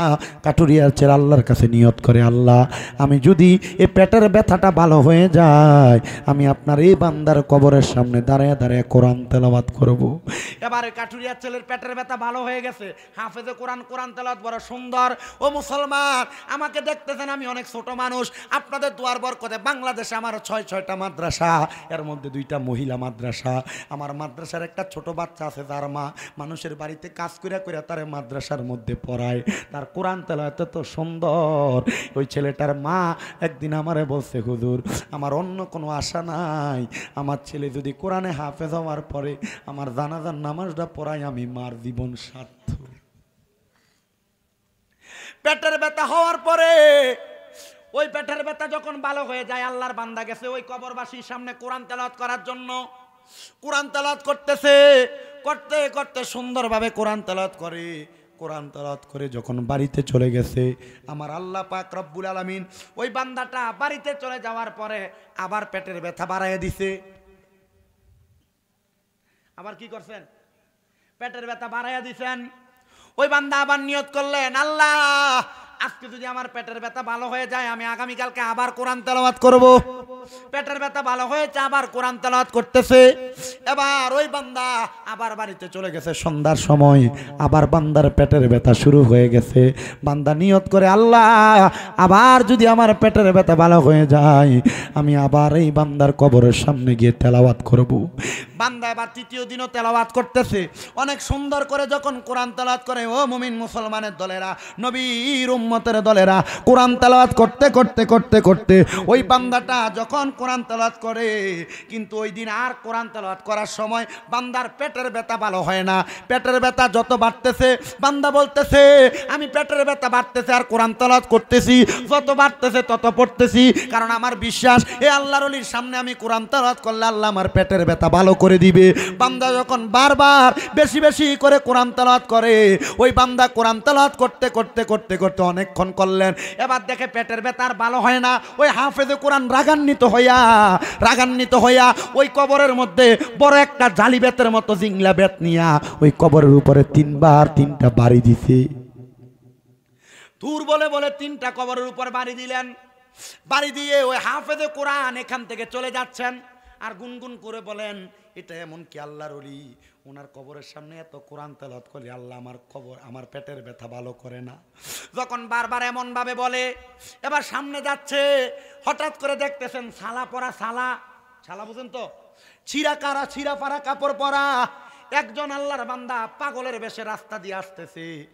আর আস্তে আস্তে বলতেছে, এ হাফেজে কোরআন, তুমি কেন মন খারাপ করে চলে যাও? বলে আমার পেটের ব্যথা ভালো হয় না, এই জন্য চলে যাচ্ছি। ওই পাগল বলতেছে, বলে একবার ফু দেওয়ার সাথে সাথে বান্দার কবরের পেটের ব্যথা ভালো হয়ে গেছে। এবার ওই কোরআনে হাফেজ বলতেছে, এ পাগলা তুমি কে? বলে তুমি আমারে চিনো না। বলে কে তুমি? বলে কিছুক্ষণ আগে যার কবরের ভিতরে বাতের বাড়ি দিয়ে আসছো আমি উনি। আরে কি বলো, তুমি না মারা গেছো? বলে হ, আমি বিশ্বাস করি না। এবার ওই আল্লাহর বান্দা পিঠের মধ্যে থেকে জামাটা উল্টে বলে, দেখো আমার পিঠের মধ্যে কয়টা দাগ দেখা যায়? বলে 3টা দাগ দেখা যায়। বলে তুমি কবরের উপরে বাড়ি দিছো কয়টা? বলে 3টা। বলে আপনি এখানে উঠে আসলেন কেমন করে? বলে শোনো রে, তুমি যখন কোরআন তেলাওয়াত করতেছিলে আমার কাছে বড় ভালো লাগছে, আমি আল্লাহর কাছে বলছি, আল্লাহ তুমি তারে মাফ করে দাও। প্রথম দিন মাফ করে দিছে, 2য় দিন তোমার কোরআন তেলাওয়াত আমার বড় মনে পড়ছে, এজন্য বলছি আল্লাহ তুমি তার পেটের ব্যথাটা আবার বাড়াইয়া দাও, সে যেন আমার কবরের পারে এসে কোরআন পড়ি। আল্লাহ তোমার পেটের ব্যথা বাড়াইয়া দিছে। আমি আবার 2য় দিন আবার 3য় দিন দোয়া করলাম, আল্লাহ এ বান্দা কোরআন তেলাওয়াত করেছে, আল্লাহ তুমি বান্দার পেটের ব্যথা বাড়াইয়া দাও, বান্দা যেন আমার কবরের পারে আইসা কোরআন তেলাওয়াত করে। বান্দারে 3য় দিন তুমি এত মজা করে কোরআন তেলাওয়াত করেছো, আমার কাছে বড় ভালো লেগেছে। ও বান্দা, আমি আল্লাহর কাছে বলছি, আল্লাহ এখন তুমি আর তার পেটের ব্যথা বালা কইরো না, আরো বাড়াইয়া দাও। বান্দা যখন তোমার পেটের ব্যথা বেড়ে গেছে, তুমি আরো সুন্দর কোরআন তেলাওয়াত করতেছো, বান্দা আমার কাছে আরো ভালো লাগতেছে, আল্লাহরে বললাম আরো বাড়াইয়া দাও, আল্লাহ আরো বাড়াইয়া দিছে, আর তোমার কোরআন তেলাওয়াত আরো সুন্দর লাগতেছে। বান্দা আমি বুঝি নাই তুমি যে রাগ করে আমার কবরের উপরে তুমি আঘাত করবা। এ মুসলমান, একটা আল্লাহর ওলি, একটা পাগল মানুষ যদি কবর থেকে একটা মানুষকে কোরআন তেলাওয়াতের ফজিলতের কারণে, দোয়া দেওয়ার কারণে তার জীবন পরিবর্তন, পেটের ব্যথা ভালো করে দিতে পারে, আপনারা বলেন আমাদের সন্তানকে একজন কোরআনে হাফেজ বানাইলে আমার আল্লাহ আমাদের জীবনের গুনাহ মাফ করতে পারে কি পারে না? তোমার সম্পদের অভাব নাই, কবরে যাবে না। টাকার অভাব নাই, কবরে যাবে না। জি জি, সম্পদের অভাব নাই, কবরে যাবে না। টাকার অভাব নাই, কবরে যাবে না। কবরে তোমার তিনটা জিনিস যাবে, তিনটা জিনিস। এক নাম্বার দান সদকা, দুই নাম্বার একটা নেক সন্তান, তিন নাম্বার মানুষের দোয়া। ও মুসলমান, দান সদকা করো, মানুষের দোয়া কামাই করো, কিন্তু তিন নাম্বার তুমি তোমার সন্তান নেককার বানাও নাই। তোমার সন্তান গান বাজনা করে, চলাফেরা করে জেনারেল ভাবে, ওই সন্তান কবরের সামনে যাইয়া রব্বির হামহুমা কামা রব্বায়ানি সগীরা বলে দোয়া করতে পারে না। আরে কি লাভ হবে তোমার সন্তানের এই দোয়া যদি তুমি না পাও? আল্লাহর হস্তে মাপ চাই। একটা সন্তানকে আপনি কোরআনে হাফেজ বানাইয়েন, একটা সন্তানকে আপনি আলেমে দিন বানাইয়েন। আপনারা বলেন আলেমে দিনের দোয়ার কারণে আমার আল্লাহ মা বাবার কবরের আযাব মাফ করতে পারে কি পারে না? কোরআন শিখাও ছেলে মেয়েকে ও হে মুসলমান, জানে কবরের সময় তোমার হইবে রে আসান। এ নবী দুনিয়ার মুসলমানের দল, শুনো আল্লাহ পাক রব্বুল আলামিনের মিশরের বড় বাদশা, হাদ্দামেশকের বড় বাচ্চা হাদ্দাদ ইবনে হাদ্দাক নামক একজন আল্লাহর বান্দার কথা বলি। উনি বলেন আমার স্ত্রীর গর্ভের মধ্যে কোনো সন্তান আসে না, আমি আল্লাহর কাছে দোয়া করলাম, ও আল্লাহ আমার স্ত্রীর গর্ভের মধ্যে যদি আপনি একটা সন্তান দান করেন, ওই সন্তানকে আমি একজন কোরআনে হাফেজ বানাবো। কি বানাবে? কোরআনে হাফেজ বানাবে। এ পর্দার অন্তরালের মা বোনেরা গো, আপনার সন্তানকে আপনি একজন আলেম বানানোর চিন্তা করেন। উনি বলেন কেন বানাইবা? কারণ নবীর হাদিস শরীফের মধ্যে পাওয়া যায় কোন কোরআনে হাফেজ, কোন আলেমে দিন যদি দুনিয়ার জমিনে তার মায়ের জন্য, তার বাবার জন্য রব্বির হামহুমা কামা রব্বায়ানি সগীরা বলে দোয়া করে, হাদ্দাদ ইবনে হাদ্দাক বলে যখন আমার সন্তান দুনিয়াতে হয় না, এই নিয়ত করলাম তাকে আলেম বানাবো। আমি তাকে দেখলাম ওই সন্তান দুনিয়ার জমিনের মধ্যে আগমন করেছে, কিন্তু আগমন করার পরে আমার স্ত্রী দুনিয়া থেকে চলে গেছে। ওই সন্তানকে একজন দুধমার মাধ্যমে তারে আমি দুধ পান করাইছি, আর আমি আমার আল্লাহর কাছে দোয়া করছি, আল্লাহ যেই সন্তান আমার জন্য দোয়া করবে নিয়ত করেছি, কিন্তু এই সন্তানের জন্মদাত্রী মা, ওই মা তো কবরে চলে গেছে। আল্লাহ এই সন্তানকে আমি আলেম বানাইলাম, এ সন্তানকে কোরআনে হাফেজ বানাইলাম। আল্লাহ তুমি আমারে বলো, আমার স্ত্রী অন্ধকার কবরে যে চলে গেছে, আমার স্ত্রী কবরে কেমন আছে, কেমন আছে জানতে চাই। বান্দা কান্না করতে করতে করতে করতে আল্লাহর দরবারে দোয়া করে, রব্বুল আলামিন আল্লাহ আমার স্ত্রী কবরে কেমন আছে জানতে চাই। আমার আল্লাহর পক্ষ থেকে ওই বান্দাকে ঘুমের ঘরে স্বপ্নের মধ্যে দেখা দেওয়া হয়, বান্দা তাকে দেখো সাদা রঙের কাপড় পরা একজন মহিলা জান্নাতের মধ্যে ঘুরতেছে, যার ডাইনে 70 জন, বামে 70 জন, সামনে 70 জন, পেছনে 70 জন জান্নাতের রহমতের হুরগিলমান ফেরেশতা। ও আল্লাহ এই হুরগিলমান ফেরেশতারা কেন কেন কেন আমার আল্লাহর পক্ষ থেকে আওয়াজ দেয়, এ মহিলা যে সন্তান জন্ম দিয়েছে, ওই সন্তান একজন আলেমে দিন, ওই আলেম সন্তান দোয়া করার কারণে আমার আল্লাহ পাক রব্বুল আলামিন এই সন্তানের মার কবরের আযাব মাফ করে দিছে, তার কবরের মধ্যে রহমতের ফেরেশতা দ্বারা সুন্দর আপ্যায়নের ব্যবস্থা করেছে। বলেন সুবহানাল্লাহ। আপনার কি একবার মন চায় না আপনার মার জন্য দোয়া করতেন? আপনার কি মন চায় না আপনার বাবার জন্য দোয়া করতেন? এ সন্তান এখানে একজন দুইজন না, আমার মনে হয় অনেক শত শত সন্তান আছে যারা তাদের মা রে হারাইয়া মাহফিলের মধ্যে বসছে। এমন অনেক শত শত সন্তান আছে যারা তাদের বাবারে হারাইয়া মাহফিলে বসছে। এ সন্তান, আমি একজন মুসাফির, আগামীকালকে বাংলাদেশ চলে যাব, কিন্তু আমি আজকের মাহফিলে তোমাদেরকে নিয়ে মুনাজাতের মধ্যে দোয়া করব, আল্লাহ যেন তোমার মাকে মাফ করে দেয়, আল্লাহ যেন তোমার বাবাকে মাফ করে দেয়। সন্তানের দল, হে নবীর উম্মতের দলেরা, আশেকে রাসূল বাবাজিরা, তোমার মা কবরে বাবা কবরে কেমন আছে জানো না? সন্তান, ওই মা বাবার জন্য আল্লাহর দরবারে দোয়া করবা। আমার নবী বলেছে, কোন সন্তানের মা মারা যাওয়ার পরে, বাবা মারা যাওয়ার পরে, রব্বির হামহুমা কামা রব্বায়ানি সগীরা ওয়াকুর রব্বির হামহুমা কামা রব্বায়ানি সগীরা বলে চোখের মণিকোটার মধ্যে একটা মাছির মাথা পরিমাণ পানি ছেড়ে দিয়ে যদি কান্না করে, ওই পানিটা মাটিতে পড়ার আগে আমার আল্লাহ তার মা বাবার জীবনের গুনাহ মাফ করে দেয়। আসুনির এমন কোন সন্তান যে তুমি তোমার বউয়ের সাথে ঝগড়া করে তুমি তোমার মা বাপকে আলাদা করে দিছো, আছে না? এমন ভাইয়ে ভাইয়ে ঝগড়া করে মা বাপকে আলাদা করে দিছে। মা বাপ এক সপ্তাহ এই ঘরে খাবার খায়, আরেক সপ্তাহ ওই ঘরে খাবার খায়, আরেক সপ্তাহ ওই ঘরে খাবার খায়। সন্তান, আল্লাহর হস্তে তোমার কাছে মাপ চাই, দাও পারলে তোমার পাওটা আমার সামনে দাও, আমি শামীম রেজা জিব্বা দিয়ে তোমার পাও আমি পরিষ্কার করে দিব। তবু ওই মার মনে কষ্ট দিছ, বাবার মনে কষ্ট দিছ, সন্তান এখান থেকে বাড়িতে যাই মার পাওটার মধ্যে ধরবা, বাবার পাওটার মধ্যে ধরে বলবা, মা ও বাবা, আপনাকে জুদা করে দিয়েছি, আলাদা করে দিয়েছি, বড় অন্যায় করেছি, আল্লাহর হস্তে আমারে মাফ করে দেন।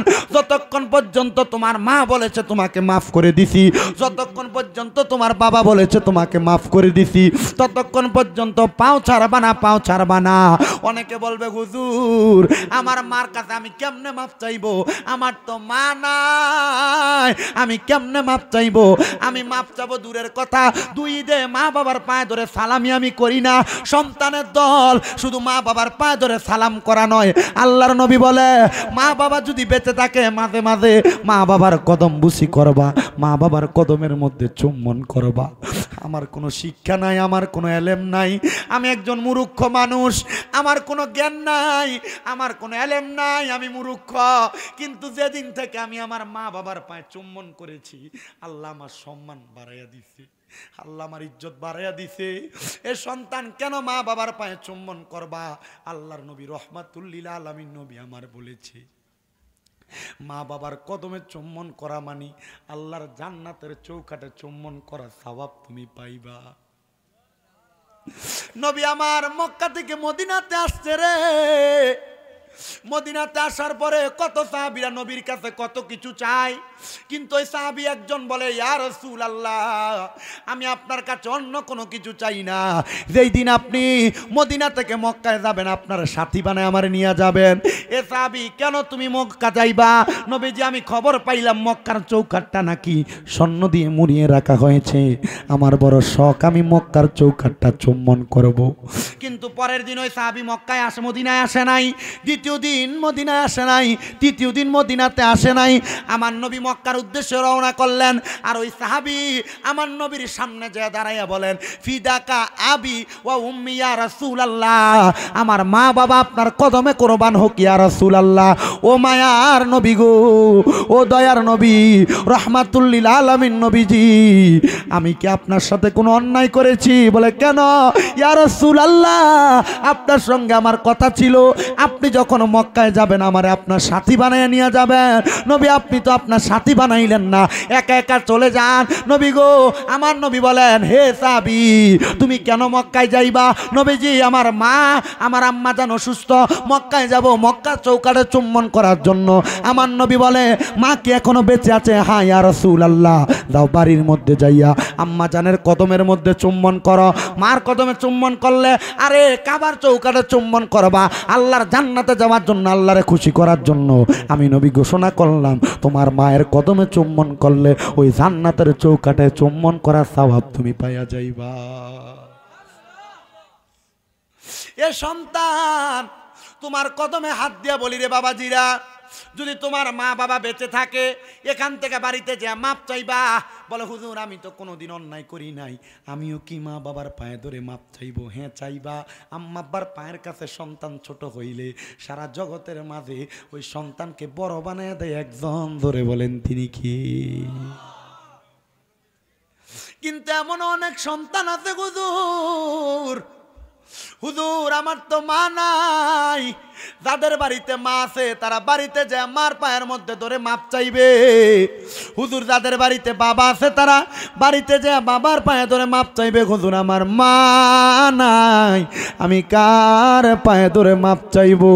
হুজুর যাদের বাড়িতে বাবা আছে তারা তো বাড়িতে বাবার পায়ে ধরে মাপ চাইবে। আমার তো বাবা নাই, আমি কার পায়ে ধরে মাপ চাইবো? এ সন্তানের দল, এ নবীর উম্মতের দল, মা বাবা যদি না থাকে আম্মা আব্বার কবরটার একটু জিয়ারত করবা। এই মাহফিল কবুল হবে কি হবে না এটার গ্যারান্টি কেউ দিতে পারবে না, তবে আমি একটা গ্যারান্টি দিয়া যাই। এ আমার নিয়ামতপুর এলাকার গোলারপাড় এলাকার বাবাজিরা, বন্ধুরা, দূর দূরান্ত থেকে আগন্তক আমার মুসল্লি বাবাজিরা, এই মাহফিল তখন সফল হবে মনে করবা যখন আগামীকালকে এলাকার মুরব্বীরা দোকানে বলে হ্যাঁ শামীম রাজা বাংলাদেশ থেকে ওয়াজ করে গেছে, আর তার ওয়াজ শুই না আমার সন্তান আমার পায়ে ধরে মাপ চাইছে। এই ওয়াজ তখন কবুল হয়ে গেছে, তখন কবুল হয়ে গেছে। সন্তান এলাকার মা বোনেরা যখন বলবে হ্যাঁ শামীম রাজা ওয়াজ করে দেওয়ার পরে আমার সন্তান আমার পায়ে ধরে মাপ চাইছে, এ সন্তানেরা মা বাবার পায়ে ধরলে সন্তানের দাম কমবে না। আপনারা বলেন ওই মা বাবা বেঁচে থাকলে মা বাবার মতো রত্নকে যত্ন করার দরকার আছে না নাই? কারণ ওই মা বাবার মতো শ্রেষ্ঠ সম্পদ দুনিয়াতে আর কিছু নাই। ওই মা বাবার মতো শ্রেষ্ঠ সম্পদ দুনিয়াতে আর কিছু নাই। এজন্য আল্লাহর নবী বলেছেন রেদার রব্বি ফি রিদাল ওয়ালিদাইন, মা বাবার সন্তুষ্টিতে আল্লাহ সন্তুষ্ট হয়। এজন্য তোমাদের কদমে হাত দিয়ে বলি ওই মা বাবারে সন্তুষ্ট করো। যদি আম্মা আব্বারে সন্তুষ্ট করতে পারো সন্তান তোমার সম্পদের অভাব হবে না, টাকা পয়সার অভাব হবে না। অনেকে আছে মা বাপরে খাওয়ায় না, মা বাপরে পড়ায় না। যাদের মা বাবা নাই তারা জিজ্ঞাস করো মা বাবা খাওয়াইতে কষ্ট হইছে, এখন তার ঘরে কত শত শত মেহমান খাবার খায় কিন্তু সে তার মাকে এক লোকমা ভাত মুখে তুলে খাওয়াইতে পারে না, মা অন্ধকার কবরে। এমন সন্তান আছে যার বাবা নিজে সিরা লুঙ্গি পরে সময় কাটাইছে, ওই সন্তানকে দামি জামা কাপড় পরাইছে। সন্তানের দল এখন তুমি হাজার হাজার লাখ লাখ টাকার মালিক, কিন্তু তুমি তোমার আব্বা জানকে 500 টাকা দিয়ে একটা লুঙ্গি কিনা পরাইতে পারো না। আব্বা জান অন্ধকার কবরে শুয়া রইছে। কি হইব তোমার টাকা দিয়া, কি হইব তোমার পয়সা দিয়া? আল্লাহ জানো আমাদের মা বাবা যারা কবরে, আম্মা আব্বার কবর জান্নাতের বাগান বানায়, কিন্তু যাদের মা নাই বাবা নাই এদের মতো কষ্টে আর কেউ নাই। আল্লাহ যেন ওই মা বাবার কবরটাকে সন্তানের দোয়ার বরকতে মাফ করে দেয়, নবীজির উসিলায় মাফ করে দেয়, নবীজির উসিলায় মাফ করে দেয়। সবাই জবান খুলে পড়ে না আমিন।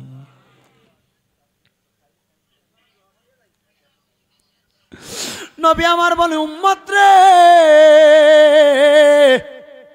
সাখাতুর রব্বি ফি সাখাতিল ওয়ালিদাইন, মা বাবা কষ্ট পাইলে মা বাবা অসন্তুষ্টিতে আমার আল্লাহ অসন্তুষ্ট হয়ে যায়। অনেকে ব্যবসা করো বরকত হয় না, বিদেশ যাওয়ার চেষ্টা করো যাইতে পারো না, অনেকের রোগ বালা মুসিবত ছাড়ে না। আরে সন্তান না জানি তোমার মায়ের মনে বাবার মনে তুমি কষ্ট দিয়ে রাখছো, ওই মা বাবার মনে কষ্ট দেওয়ার কারণে সন্তান তোমার বরকত হয় না। নিয়ত করো, নিয়ত করো এখান থেকে বাড়িতে যায় মা বাবার পায়ে ধরবা। এ সন্তান এখানে যদি থাকে আব্বাটারে জড়াইয়া ধরে ধরে কান্না করবা। আব্বা থাকলে আম্মা থাকলে আব্বা আম্মার কাছে মাপ চেয়ে বলবা আপনাদেরকে কষ্ট দিয়েছি, অন্যায় করেছি, আল্লাহর হস্তে আমারে মাফ করে দেন। তোমরা কি শোনো নাই নবীজির প্রাণের একজন সাহাবী যিনি মার মনে একটু আঘাত দেওয়ার কারণে তার মুখে দিয়া কালিমা বের হয় নাই, কালিমা বের হয় নাই। মা যখন বলেছে আমি মাফ করে দিছি তখনই কালিমা পড়ে ওই ব্যক্তি ইন্তেকাল করেছে, ওই সাহাবী ইন্তেকাল করেছে। তো নবীর একজন সাহাবীরও যদি এমন অবস্থা হয়, আমরা তো নবীজির আদনা উম্মত, মওত, আমাদেরও তো আরো কঠিন অবস্থা হবে। এজন্য বাবাজিরা এমন কঠিন অবস্থা আসার আগে মা বাবার প্রতি তুমি একটু নজর করো। অনেকে চিন্তা করে হুজুর আমি তো আমার মা বাবার প্রতি নজর করি, আমার মা বাপকে খাওয়াই, আমার মা বাবা সুস্থ হইলে আমার আম্মা আব্বারে দেখাশোনা করি, আমার মা বাবার প্রতি আমি যত্নশীল। হুজুর তাইলে আমি কেন আমার মা বাবার প্রতি যত্নশীল হইলাম না? হ্যাঁ তুমি তোমার মা বাবার প্রতি সব করো, কিন্তু তোমার মা যে মারা গেল, বাবাকে মারা গেল, মারা যাওয়ার পরে 40 দিন 1 বছর যাওয়ার পরে তুমি আর মা বাবার কবর চিনো না। এমন সন্তান আছে না নাই? মাটি দিয়ে আসার পরে 1 বছর পরে আর মা বাবার কবর চিনে না। আল্লাহর নবী বলে শুধু মা বাবা জীবিত থাকলে খাওয়াইলে দায়িত্ব না, মা বাবা জীবিত থাকলে মা বাবার দায়িত্ব নিলে দায়িত্ব না, মা বাবা মারা যাওয়ার পরে একটা সন্তানের 5-5টা দায়িত্ব, 5টা দায়িত্ব। ইয়া রাসূলুল্লাহ, ইয়া হাবিবাল্লাহ, নবী গো আপনি নবী বলেন না 5টা দায়িত্ব কি? আমার নবী বলে 1 নাম্বার আসসালাতু আলাইহিমা, মা বাবার জন্য দোয়া করা। 2 নাম্বার ওয়াল ইস্তিগফারু লাহুমা, আম্মা আব্বার জন্য ক্ষমা প্রার্থনা করা। 3 নাম্বার ওয়া ইনফাদু আহাদিহিমা, আম্মা আব্বার জন্য ওয়াদাগুলা পূরণ করা। মা বাবা ঋণ লাগে গেলে ঋণগুলা পরিশোধ করা, মা বাবা কারোর সঙ্গে কোনো ওয়াদা করলে পূরণ করা। আর 4 নাম্বার ওয়াসিলাতুর রাহমিল্লাতি লা তুসালু ইল্লা বিহিমা। অনেকে আছে মা বাবা মারা যাওয়ার পরে বোনের সাথে, খালার সাথে বা মামার সাথে, নানির বাড়ির সাথে সম্পর্ক রাখে না, বাবা মারা যাওয়ার পরে চাচা জেঠাদের সাথে সম্পর্ক রাখে না। আল্লাহর নবী বলে শোনো দুনিয়ার মুসলমান, মা মারা যাওয়ার পরে, বাবা মারা যাওয়ার পরে এদের সঙ্গে সম্পর্ক রাখবা, এদের সঙ্গে তখন তুমি ভালো ব্যবহার করলে আল্লাহ তোমার মা বাবার কবরের আযাব মাফ করে দেয়। আর এমনও সন্তান আছে বাবার বয়সী মুরব্বীদের সাথে বেয়াদবি করে, মার বয়সী মুরব্বীদের সাথে বেয়াদবি করে, বাবার বয়সী মুরব্বীরা কোনো কথা বললে শোনে না। আল্লাহর নবী বলে ওয়াইক্রামু সাদিকিহিমা, আব্বা আম্মার বয়সী মুরব্বীদেরকে সম্মান করবা। সম্মান করলে তুমি যখন তোমার বাবার বয়সী কোনো মুরব্বীদেরকে সালাম দিবা, সে যখন ওয়ালাইকুমুস সালাম বলবে, আল্লাহ তার সালামের জবাবের কারণে তোমার বাবার কবরের আযাব মাফ করে দিবে। পড়ে না আমিন। আল্লাহ যেন নবী রহমাতুল্লিল আলামিন নবীর উসিলায় আমাদের সবার বংশের কবর আযাব মাফ করে, আর যাদের মা বাবা বেঁচে আছে আম্মা আব্বার হায়াতের মধ্যে বরকত দান করে। পড়ে না আমিন।